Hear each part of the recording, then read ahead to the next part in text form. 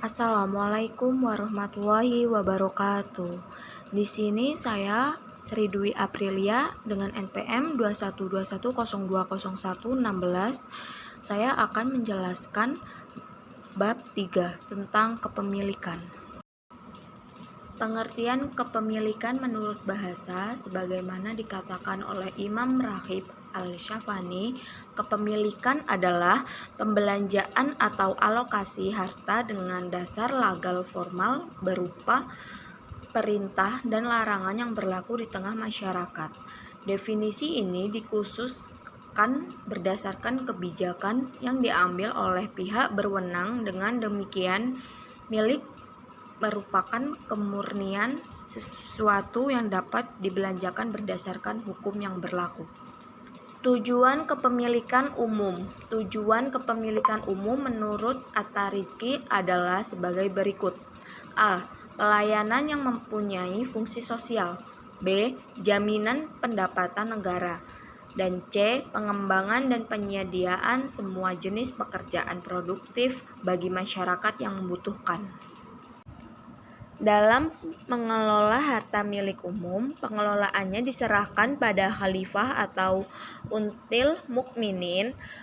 Khalifah diberi wewenang secara syariat untuk mengatur urusan umat Islam dalam meraih kemaslahatan mereka serta memenuhi kebutuhan sesuai ijtihadnya. Demikian juga khalifah harus dapat mengelola harta-harta milik umum dengan baik supaya pendapatan Baitul Mal dapat bertambah dan digunakan oleh kaum muslim sebagai milik negara dan memberikan hasil lebih baik.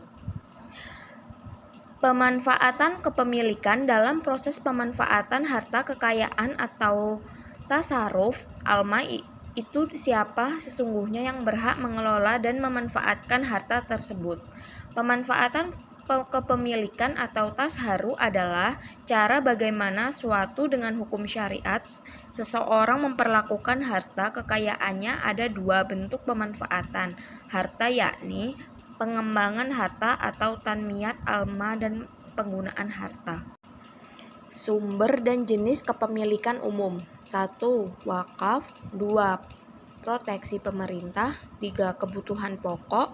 4. Barang-barang tambang. Dan 5. Pantai, lautan, padang pasir, gunung, dan tanah mati. Sebab-sebab kepemilikan yaitu sebagai berikut. Yang ke-1, bekerja. Tujuan bekerja adalah untuk mendapatkan harta agar seseorang dapat memenuhi kebutuhannya. Yang kedua, penguasaan ialah beberapa media yang dapat digunakan oleh manusia untuk menguasai harta orang lain tanpa harus melakukan usaha.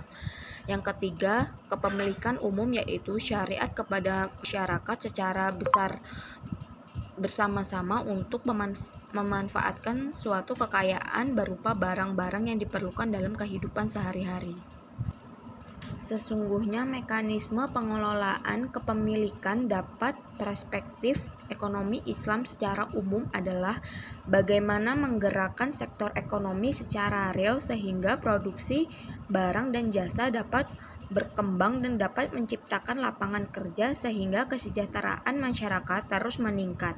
Ada pembagian yang tegas antara kepemilikan individu, kepemilikan negara, dan kepemilikan umum sehingga ada keseimbangan antara kebebasan individu dalam bekerja dan berusaha. Sekian resumen dari saya, lebih kurangnya saya mohon maaf. Saya akhiri. Wassalamualaikum warahmatullahi wabarakatuh.